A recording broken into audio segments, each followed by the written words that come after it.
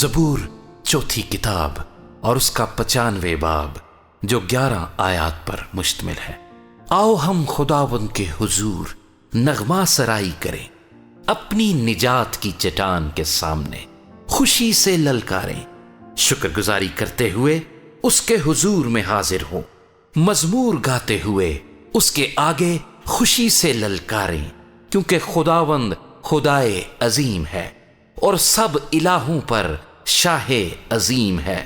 زمین کے گہراؤ اس کے قبضے میں ہیں، پہاڑوں کی چوٹیاں بھی اسی کی ہیں، سمندر اس کا ہے، اسی نے اس کو بنایا اور اس کے ہاتھوں نے خشکی کو بھی تیار کیا۔ آؤ ہم جھکیں اور سجدہ کریں اور اپنے خالق خداوند کے حضور گھٹنے ٹیکیں، کیونکہ وہ ہمارا خدا ہے اور ہم اس کی چراہ گاہ کے لوگ اور اس کے ہاتھ کی بھیڑیں ہیں۔ کاش کہ آج کے دن تم اس کی آواز سنتے۔ تم اپنے دل کو سخت نہ کرو، جیسا مریبا میں، جیسا مسا کے دن بیابان میں کیا تھا۔ اس وقت تمہارے باپ دادا نے مجھے آزمایا اور میرا امتحان کیا اور میرے کام کو بھی دیکھا۔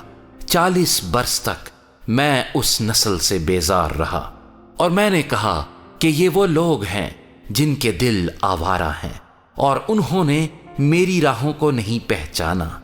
چنانچہ میں نے اپنے غضب میں قسم کھائی کہ یہ لوگ میرے آرام میں داخل نہ ہوں گے۔